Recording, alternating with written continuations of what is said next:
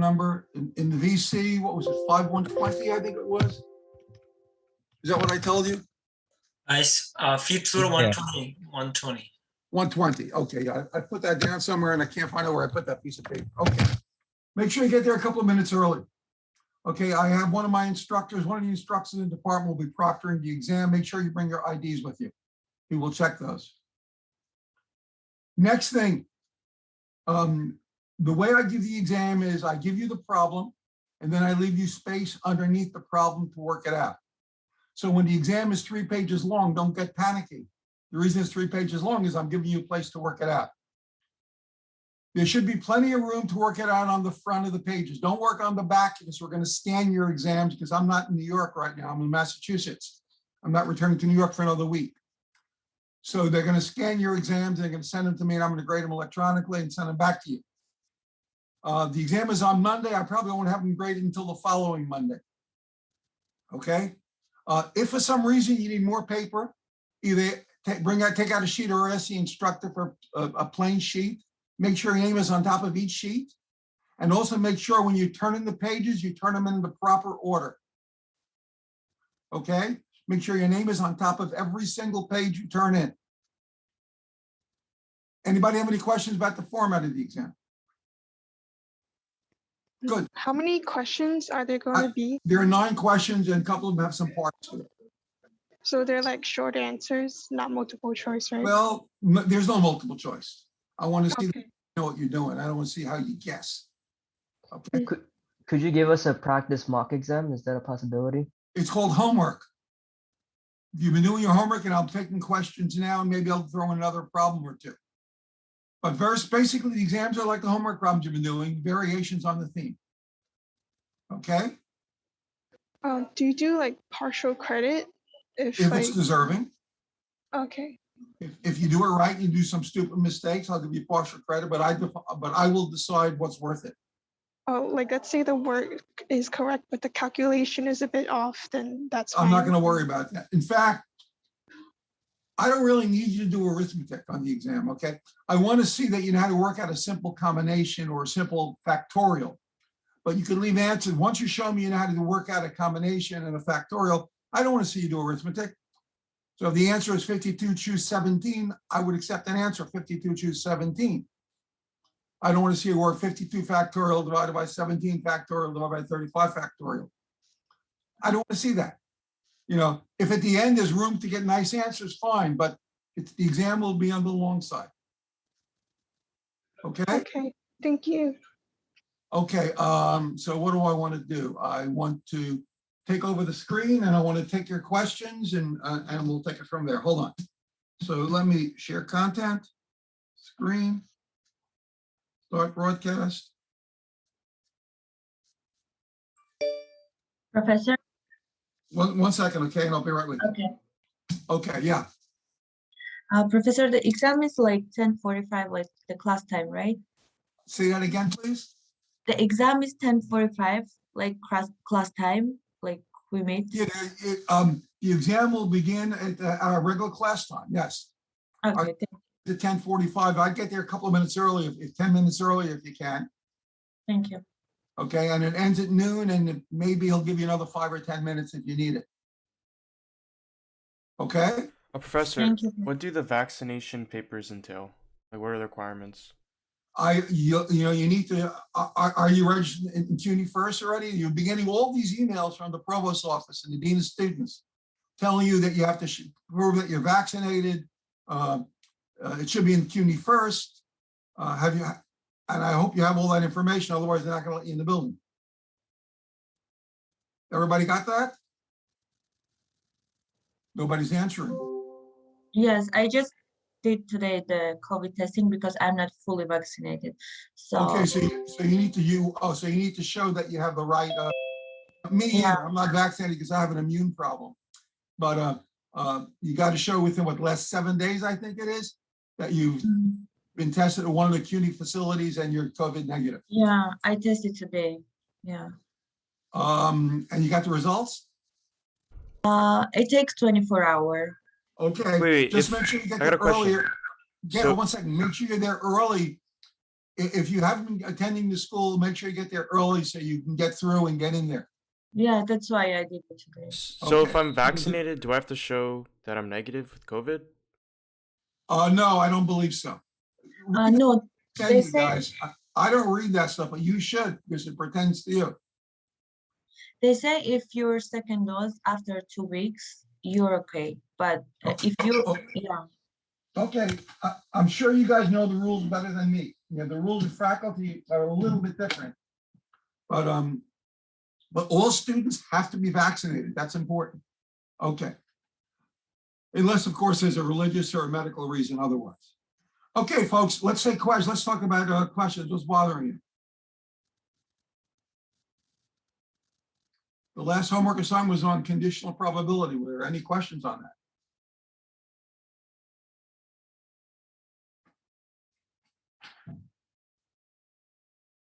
Okay, I'll ask you one. I came across this one. This one's going to be my new edition of the book. Okay, so I'm going to draw 2 cards from a deck, okay?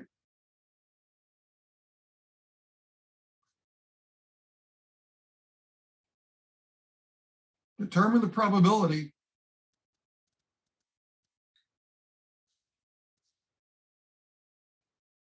you draw 2 aces given at least 1 card is an ace.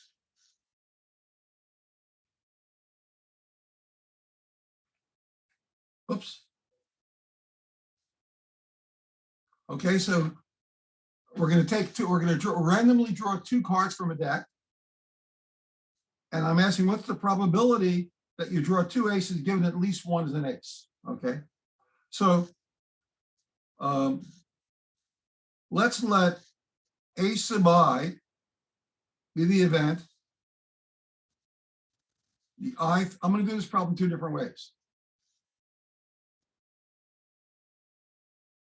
Okay, so A1 is the event that the first card is an ace, and A2 is the event that the second card is an ace. So here's the question. Yes. I did, and it keeps going back on me. Let me see what I can do. Okay, I just went up 1, okay? So A1 means the first card is an ace, A2 means the second card is an ace. So here's what I want you to find. What's the probability that they're both aces given at least 1 card is an ace? So here's the probability that we want to find, right?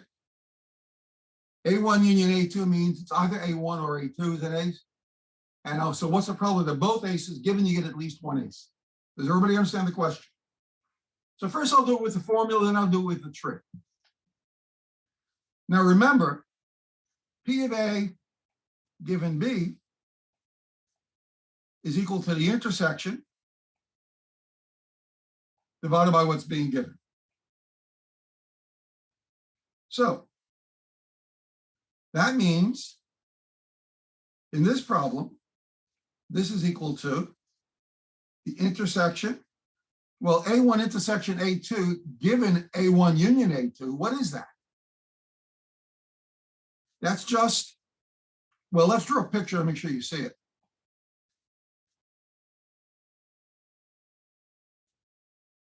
Let's pretend this is A1. And let's pretend this is A2 for any event. If I'm given A1 union A2, if I'm given this, then the intersection, what does A1 and A2 have in common with the whole thing?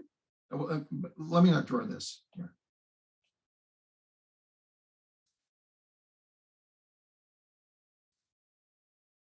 A1, A2.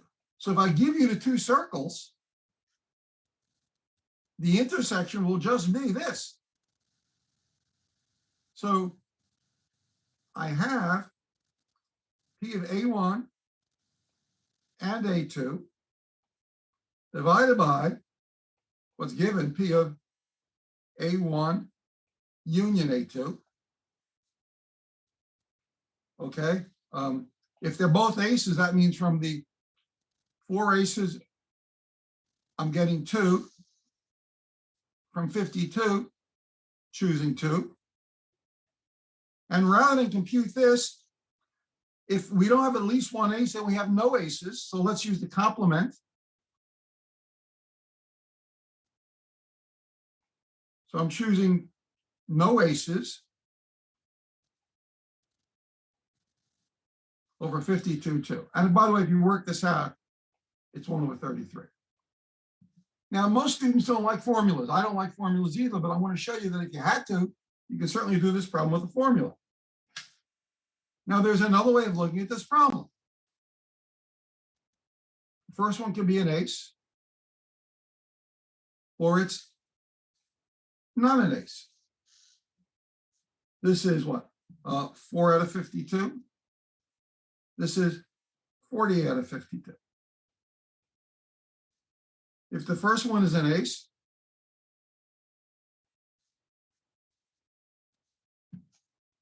the probability the second ace is what?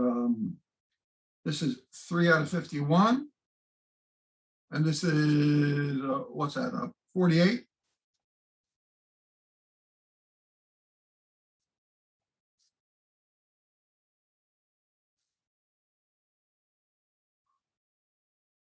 So this will be 4 out of 51. And this will be 47 out of 51. So given, so now let's look at this, this same piece right here. Okay. This is what I'm looking at. So I'm using a combination of the formula, not A1 and A2 would be here, right? Which is 4 over 52 times 3 over 51 divided by A1 union A2 would be either A1, which is 4 over 52, or I'm here. See, if I get here, I don't have to go any further. And this will be, what is it? 48 over 52 times 4 over 51. And this again will be 1 over 33. Now, this was a little tricky problem because you have to use the formula in order to do it. But it's a nice example. I stole it from somebody, I don't remember where, and I wanted you to see an example of that type. Were there any questions concerning any of the homework problems? I have a question with the above problem, the notation of it. Why did you put the 52 over the 2 on the top formula? Here? I mean, right here? Yeah, why wear the bigger number under? It's the probability of A1 intersection A2, meaning what's the probability of getting 2 aces from a deck? Well, if I'm drawing 2 cards from a deck, there are 4 aces. So from the 4 aces, I want to choose 2. Here, let me highlight this. This is here's a number of ways I can get the 2 aces from the 4. And here's a total number of ways I can choose 2 cards from the 52. So the probability that I get 2 aces is 4 over 52 divided by 52 over divided by 52 choose 2. And let's make that a little simpler, okay? I have 52 cards. There are 4 aces. The number of ways And I understand aces the topic. from the It's- 4 is 4 choose 2. The probability that this happens, well, the total number of ways I can choose 2 cards is 52 choose 2. That's why I have that. Got it. Thank you. This question wasn't this part, was constructing it using what's being given. When students see expressions like this, they get nervous. But we're just using set theory to explain or to describe a particular event. What about in the homework exercise? Were there any problems that bothered you on any of those? Where am I looking now?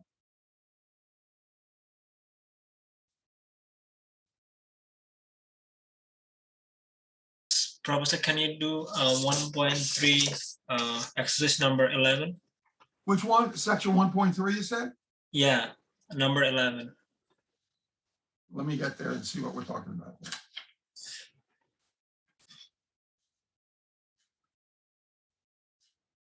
Okay, this problem, let me jazz up the problem, why this problem is there, okay? This problem is here because of the conditional probability. We have two urns, okay? The first urn contains 6 red and 4 white marbles. The second urn contains 3 red and 7 white marbles. An urn is selected at random and a marble is chosen. Okay, so the reason this problem is here because I'm really setting you up for conditional probability. So here's what's happening. You could choose an urn, right? And if we're choosing one at random, the probability of choosing each urn, even though I didn't ask about probabilities here, but let's look at it why it's here, would have been 1/2, right? Now, if I choose urn 1, I can either get a red ball or a white ball. And by the way, this probability would be 6 out of 10, and this would be 4 out of 10. And this would be 3 out of 10. This is what I really meant from this problem. I really wasn't interested in the number of ways, but I'm really interested in probabilities. This would be 7 out of 10. So in the context of a probability problem, here's the whole tree. Now, this is before we talked about conditional probabilities. So what did I ask here? I asked blah, blah, blah, blah. How many ways can the second ball be white? Okay. Well, what I'm really asking is, what's the probability that the second ball is white? Well, the second ball could be white 2 ways, this way or this way, right? So it would be 1/2 times 4/10 plus 1/2 times 7/10. So really, the problem I'm really asking here is a probability problem without really telling you, what I'm doing. That is, so essentially there are 11 ways, if you think about it, 11 out of 20 ways that the second ball could be white. Okay? So this was really the intent of the problem. That is, I knew you're going to be doing conditional probabilities, so I wanted to show you how to set up a tree.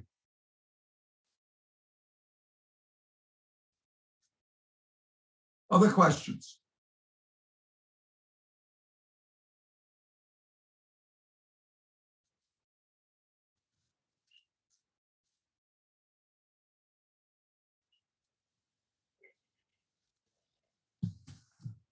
(1.3) 17. Okay. Dinner at a cafeteria consists of one item chosen for each of the following. So we have, let me get my screen here. So we have appetizers, we have soup, we have the main dish, and we have the beverage. And by the way, there are 3 choices here. There are 1, 2, 3, 4 choices here. There are 5 choices here. And there are 1, 2, 3, 5 choices here. How many different dinners are there? Well, a dinner, and we're assuming order matters because you don't want to have your dessert before your main dish or whatever. You have 3 choices for appetizers, 4 for soup, 5 for your main dish, and 5 for your beverage. So the total number of dinners is 12 times 25, whatever that is.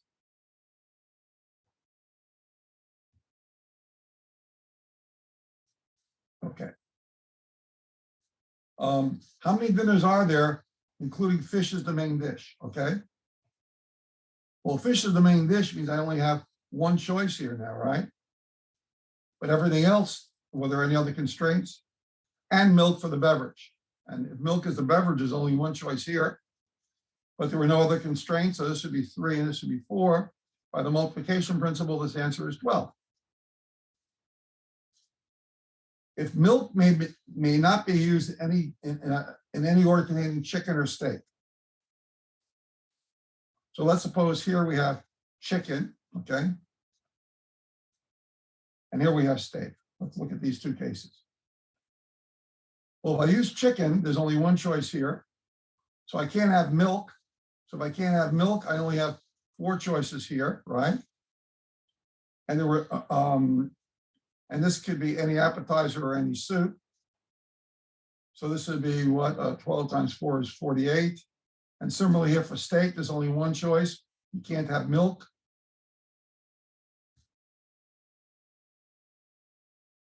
So this is again 48. By the addition principle, we get 96.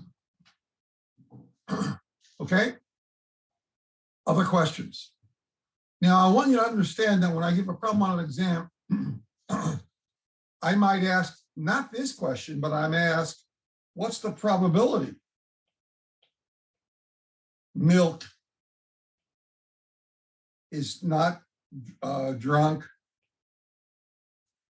with steak or chicken? Well, I just showed there were 96 ways of doing this. And we showed earlier that the total number of orders was what, 12 times 25?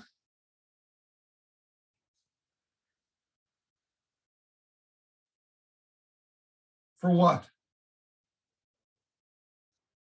17C?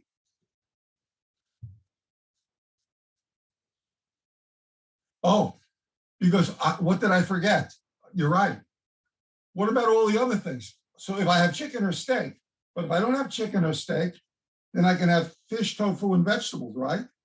Thank you. I was wrong. I just found the number of ways I didn't answer the question properly. So hold on, you're right.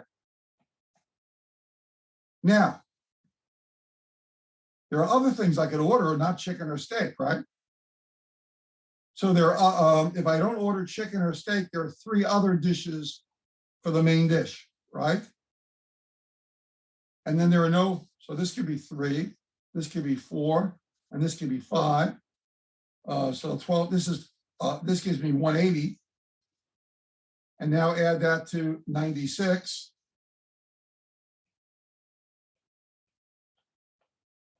$276. Is that what the number? Okay, I had forgotten the other part of the question. And then if I wanted the probability of this happening, it would be 276 over, what do we get up above? All the possibilities, 25 times 12. Okay, and that would have been the probability. So the odds are I'm not going to ask you how many ways, I'm going to ask you what's the probability, because this is a course in probability. The same thing like,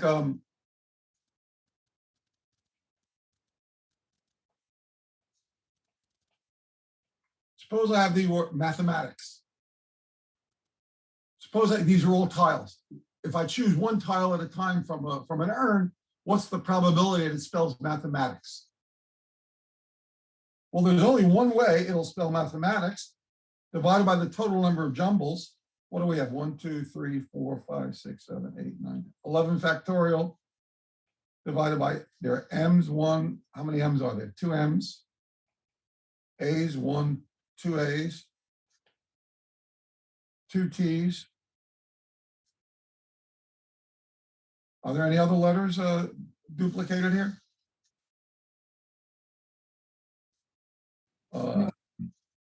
I have M's, 2, 4, 6, and then I have, and everything else is a singleton, right? Yes. So it would be 1 over this number would be the probability. By the way, remember that problem fluff? Suppose I had F, L, U. I have these, like these 4 balls, or 5 balls rather. And the way and you choose, if you choose a balls from an urn, what's the probability that you spell F-L-U-F-F? Well, remember there were 5 factorial ways. Well, the total number of jumbles is 5 factorial divided by 3 factorial, which is 20.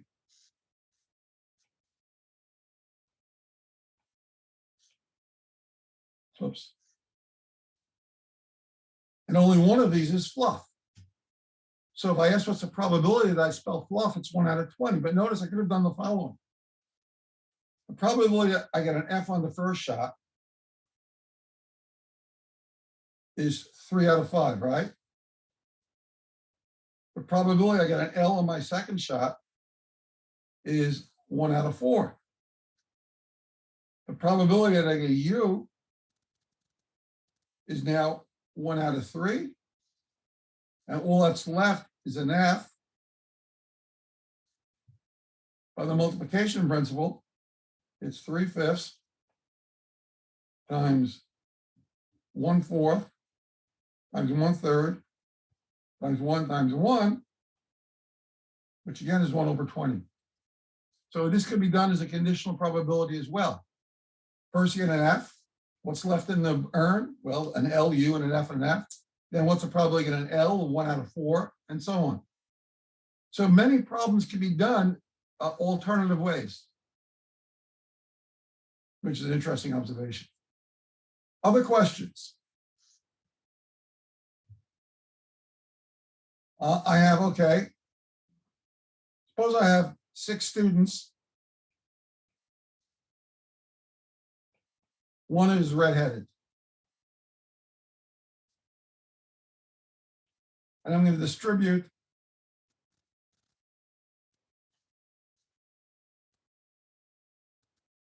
nine candy bars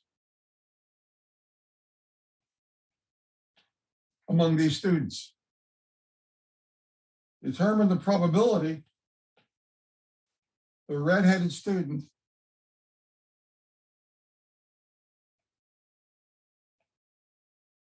receives at least 3 candy bars. How do I do that? Won't this be like a stars and bars problem? Yes, it is a stars and bars problem. So first we have to figure out the total number of ways of distributing it, right? Well, we have, how many students did I say? 6 students. So we have 5 bars and 9 candies, 9 stars. So from the 14, we choose 5. That's going to be my denominator. That's a total number of ways we can distribute it. Now, let A be the event that the student, the redheaded student, gets at least 3 candy bars. Well, the way to deal with that is give them 3 right up front. Well, if you give them 3 right up front, how many bars are left? How many stars are left? Well, originally there was 9. If you put 3 up front, there are now 6 stars and 5 bars. So from the 11, you choose 5. So the required probability is just 11 choose 5 divided by 14 choose 5. And then, of course, you could simplify that if you had time. 11 factorial, 5 factorial, 6 factorial, 14 factorial, 9 factorial, 5 factorial. I wouldn't do any more work than that right now. Okay, that was just a stars and bars problem. I just picked that at random. You guys have other questions you'd like to talk about?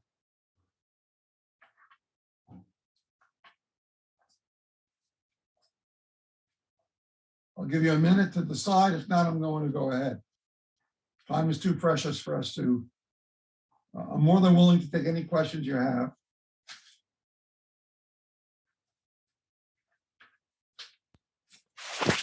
Professor, can we do 1.5 question number 9? 1.5.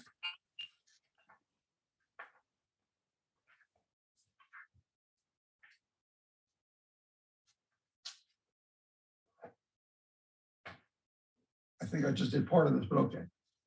How many jumbles does the word mathematics have?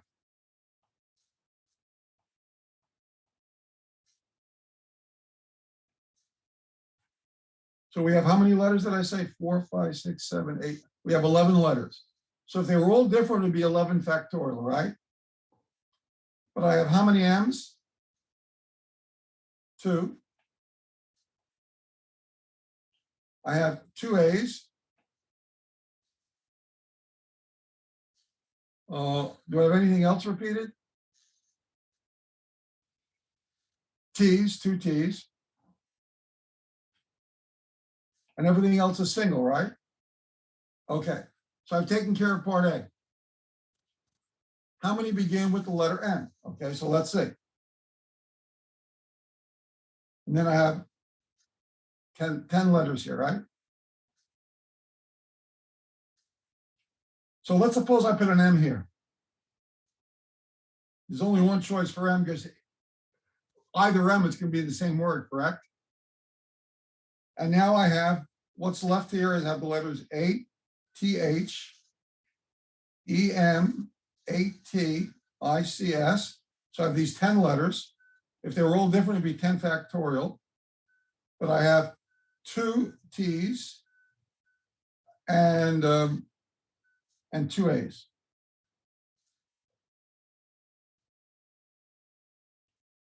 How many in which the A's are not adjacent to each other? So let's assume the A's are adjacent to each other, okay? And by the way, whether it's AA or AA, it's still the same word. So let's assume we find out, so we have 9 letters and the 2 A's. We're going to give this being one unit. So what are the 9 letters? M, A, T, H, E, M, A, T, I, C, F. So these are the remaining 9 letters, right? So let's figure out the number of ways these 9 letters and the 2 A's, which we'll think of as being one unit, are adjacent to each other.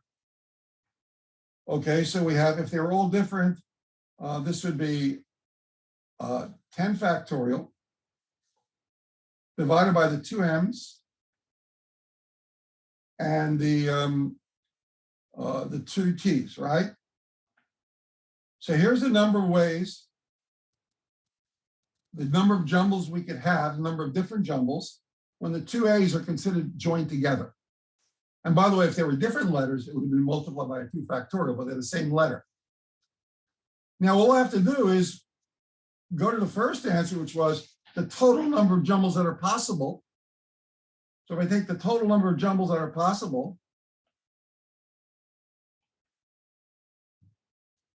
and subtract the total of jumbles where the A's are together, that would give me the total number of jumbles where the A's are not adjacent to each other. So actually, I did C first. Here's the answer to C. And now here's the answer to B. Okay. Other questions? Anybody?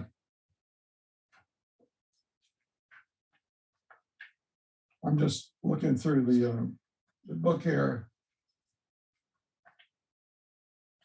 Oh, where's that question? Oh,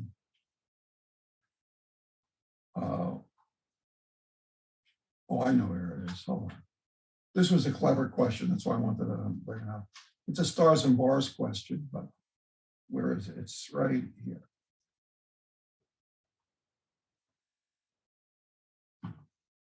Okay.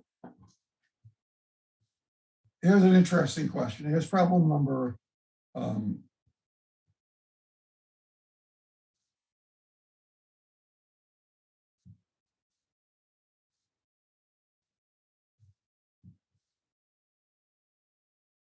how many terms are there in the expansion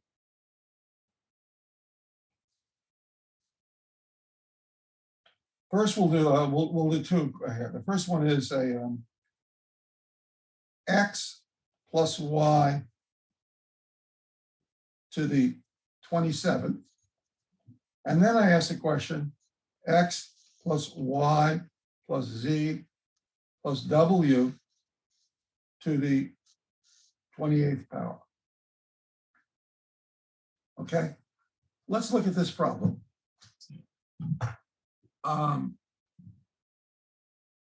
Now, we all know that we take x plus y squared, you get x squared plus 2xy plus y squared, you get 3 terms.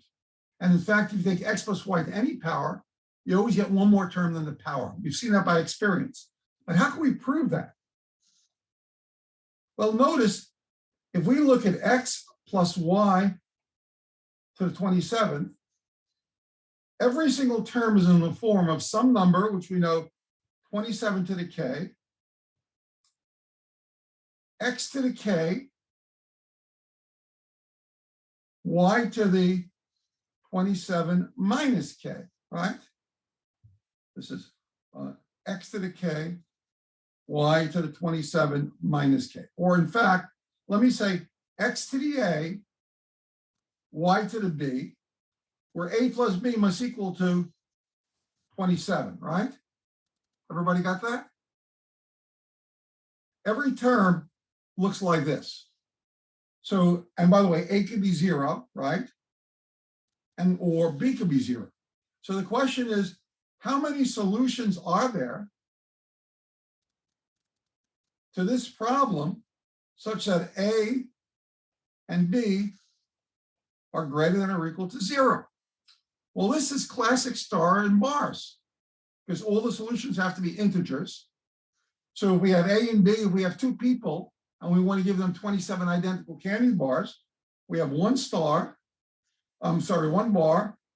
and 27 stars. So we have 28 items. We want to choose one. So there must be 28 terms.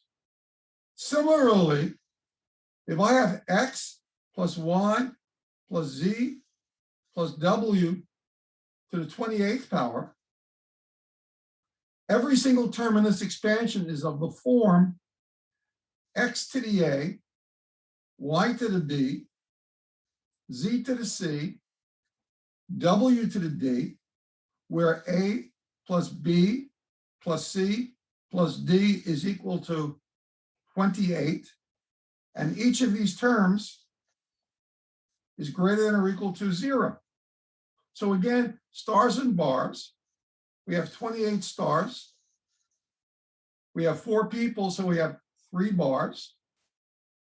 So the total number of terms in the expansion, number of solutions to this equation is 31.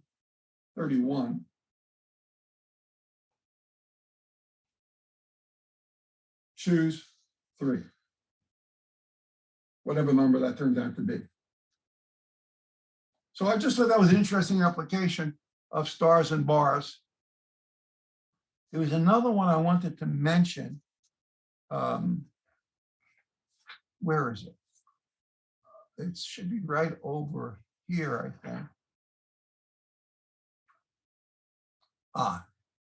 This one is just because it's fun. Show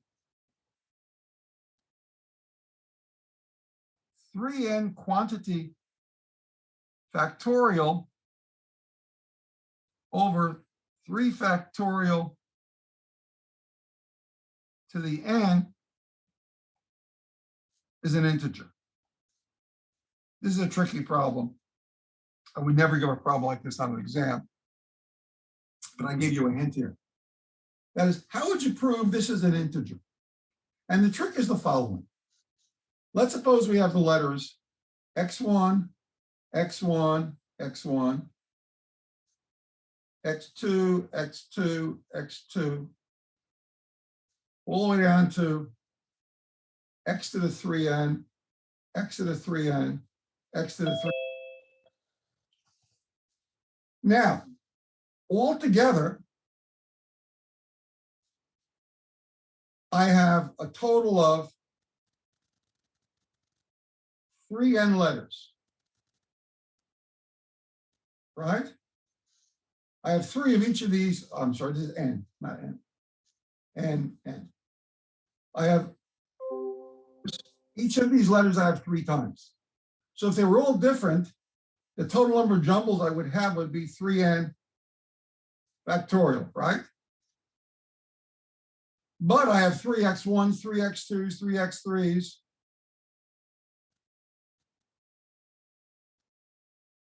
I have n of these. So I have 3n factorial over 3 factorial to the nth power. But this is the total number of jumbles. And the total number of jumbles has to be an integer. So I've just given a combinatoric proof to why this number has to be an integer, because we know the total number of jumbles is an integer. Now that's a hard problem if you haven't seen it before. I would never ask a problem like that on an exam, especially without a hint, which I've given it in the text. But when I first saw that problem, I had no idea how to do it. And then all of a sudden, the light bulb went on, and that happens. Okay, do you have any other questions? This is your review, but I have other things I need to do. And if you don't have any more questions, I will just move ahead a little bit. I'm a little disturbed that people aren't answering questions. If this were an in-class course rather than an online course, before every class starts, I would have students working out problems on the board. I would be forcing you to do homework. Here, I'm hoping that you're at least honest enough that if you have a problem, you're asking me and we'll do it. Okay. I don't want this.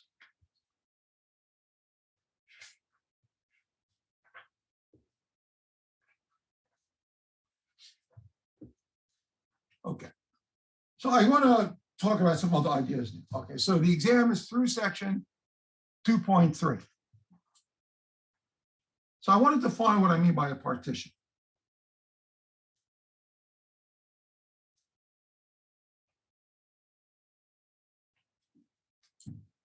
Okay. Suppose I'm giving you S, the sample space, okay?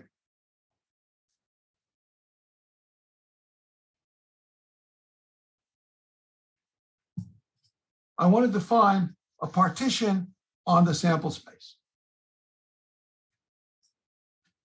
Suppose S is equal to, say, A1 union A2 and so on. It's a union of n sets such that they're all disjoint. A sub I intersection A sub j is equal to the empty set if I is different from j. Okay. So by a partition, we mean we take S and we chop it up into n pieces, and these pieces have nothing in common. And let's suppose E is some event in S.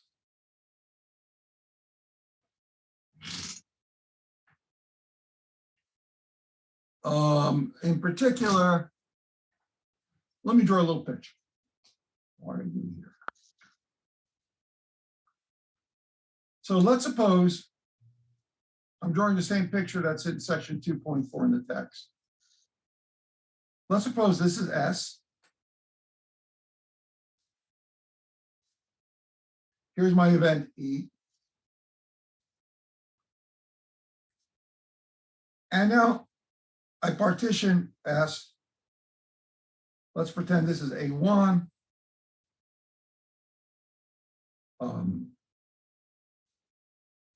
Well, maybe it won't be the exact same picture. A2, notice A1 and A2 have nothing in common.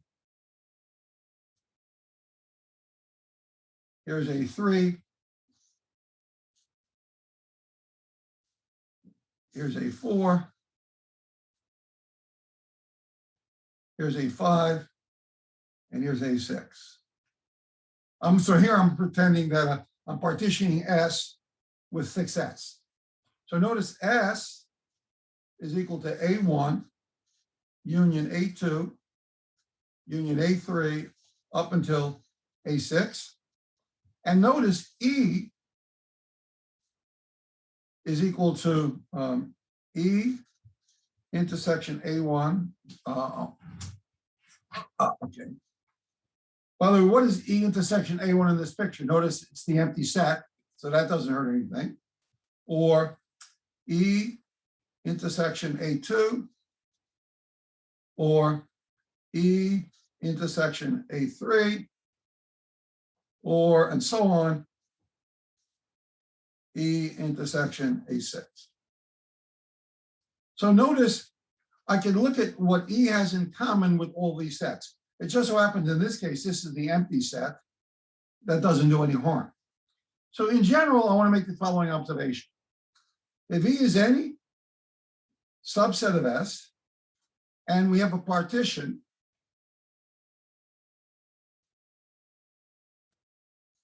we can always write E as the union with each of these partitioning sets.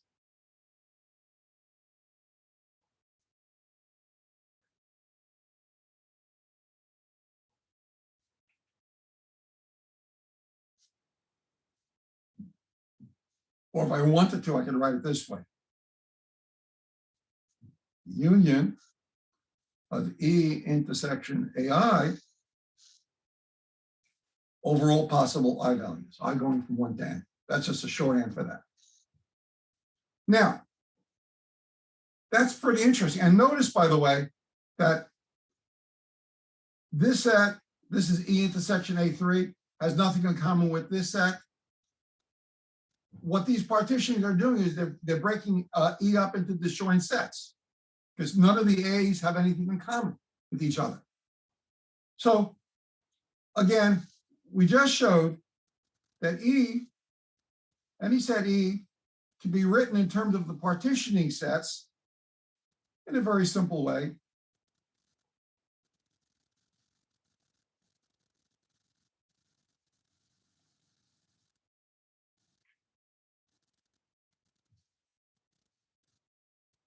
And by the way, there are many different ways of partitioning the set. Nobody said it was unique. Okay. Now notice if you take any two of these,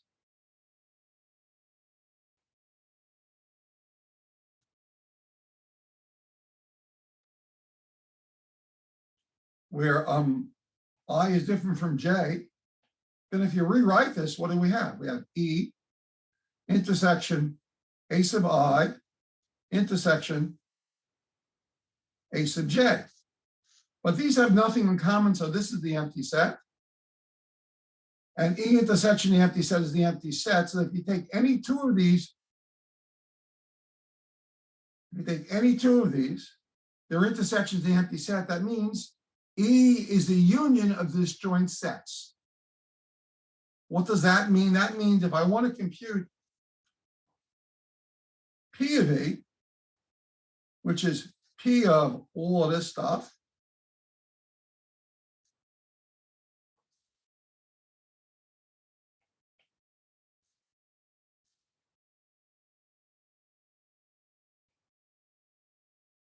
this is just equal to the sum of all these probabilities because the union, the probability of a disjoint union is the sum of the probabilities.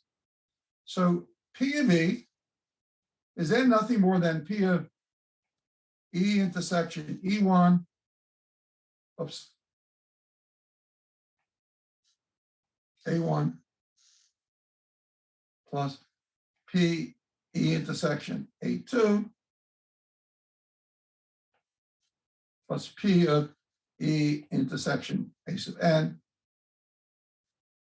So I can rewrite this whole thing very simply as P of E is equal to just the sum of P of E intersection A1, A sub I, I'm sorry, over all possible values of I. See, I going from 1 to n. Now, let's remember that P of A given B is equal to P of A intersection B divided by P of B, or P of A and B, if we cross multiply, the multiplication principle is equal to P of A given B times P of B. So now let's come back to this expression up here. So P of E, which is equal to the sum over all possible I values of P of E intersection AI, I can rewrite this as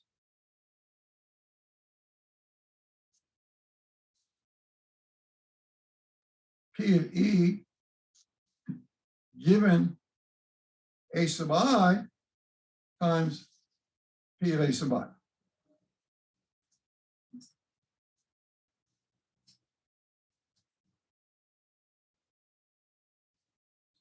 Okay, so I've just shown the following, okay?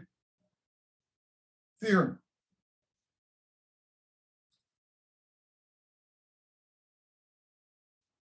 If A1 through A sub n is a partition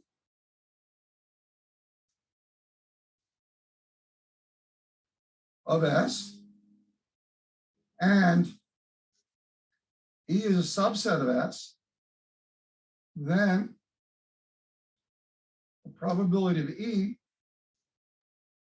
can be written as P of E given A sub I times P of A sub I over all possible I values. And this is called the law of total probability.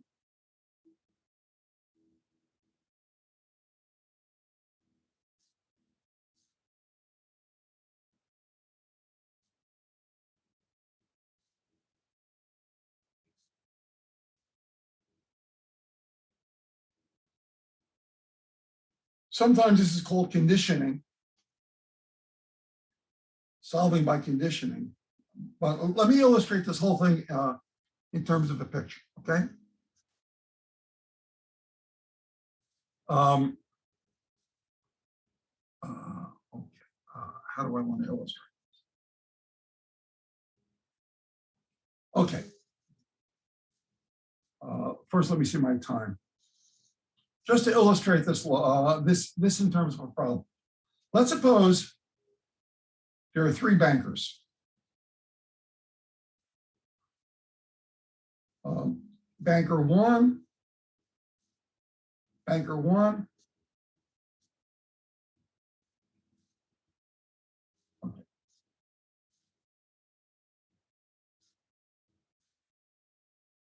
banker one approves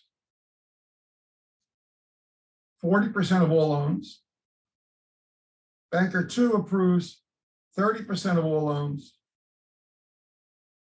And banker three approves 20% of all loans. And let's suppose you're just as likely to choose one banker as any other banker, okay? So a banker is chosen at random. So what could happen here? You choose banker one, banker two, banker three, and we're just as likely to choose either of these. Okay. Now, banker one approves 40% of all loans. Banker two approves 30% of all loans. Banker three approves 20% of all loans.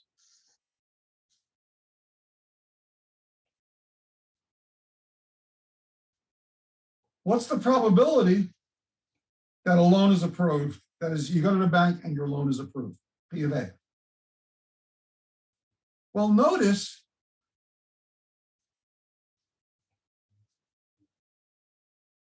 how could your loan be approved? Your loan can be approved the following way. It can be approved by banker 1, or it could be approved by banker 2, or it could be approved by banker 3. Remember a minute ago, I called the event E rather than A, okay? So what I'm doing is I'm partitioning A, our whole sample space, in terms of these bankers who are approving it. So if I wanted to know the probability that A happens, we just want to compute the probability of, let me put a big bracket here, of this right-hand side. So what I'm really doing is really nothing new. I'm using the law of total probability. This is a problem we've already considered.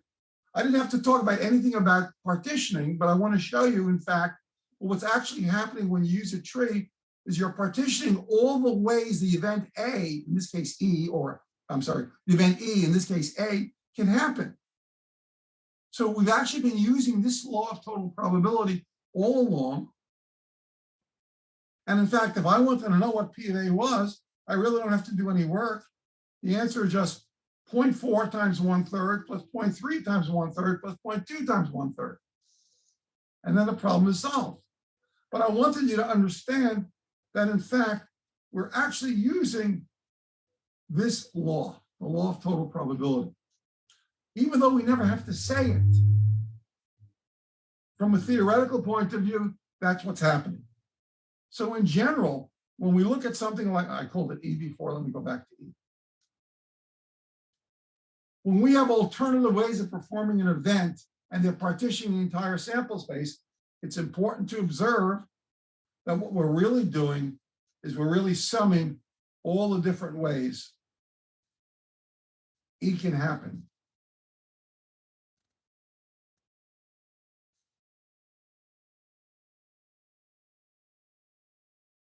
So what this really does is it computes the probability by summing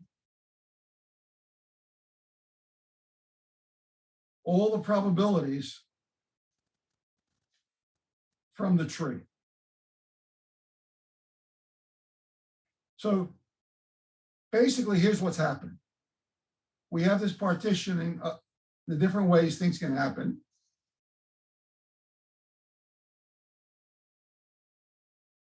And then there's E could happen here, E could happen here.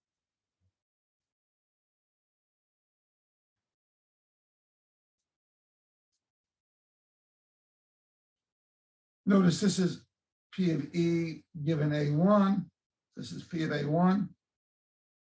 This is P of E given A2. This is P of A2. This is P of E given A sub n. This is P of A sub n. So the way E can happen all these n different ways. It's just the sum of every branch where E can happen.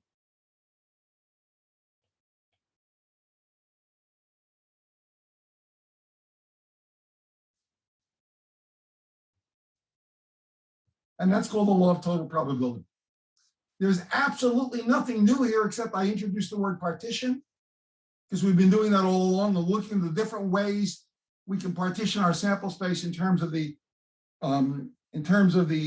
A's and the E's. The A's give you the partitioning and the E's give you the outcome. So again, I want to emphasize, we have nothing new. But we're going to ask a new kind of question, which I called the a posteriori question. I don't know how to spell posteriori, O-R-I, which I also call the so-called Bayesian question. So the question there is, if instead of asking about the cause of an experiment, I ask about the effect of an experiment. That's called the Bayesian question. Determine the probability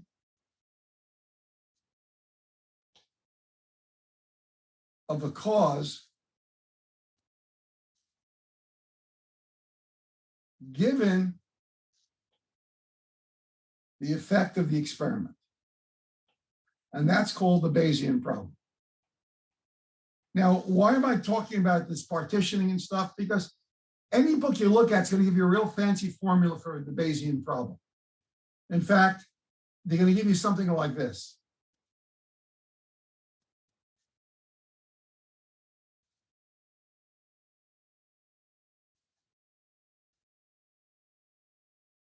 Let's see.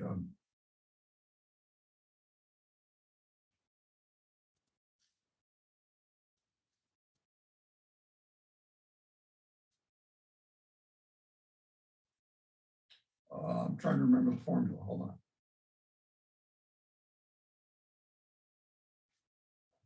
And this, and in here, we're going to have a sum of terms. In fact, let's call this A sub I. And it's going to turn out that P of B is going to be precisely that sum .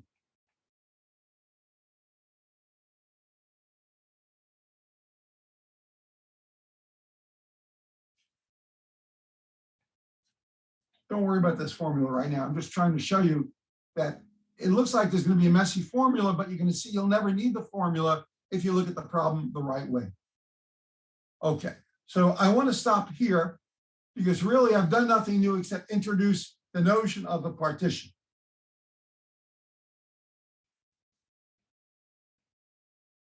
So we have a partition. And in fact, we've always had a partition when we talked about conditional probabilities. Every time we do a problem like this, say, and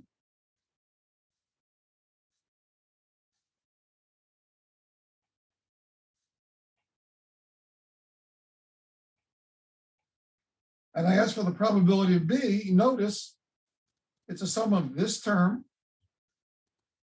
and this term, which gives us exactly the sums we had before. Okay, this is a place for me to stop. Again, I don't want to do more purposely at this point. Please make sure you're prepared for the exam. If something's really bothering you, send me an email. If I can, I'll solve it for you, and I'll send it to everybody. Obviously, I can't do a million problems, but I can do a few that are really bothering you. So do stay in touch. Anybody have any last minute questions?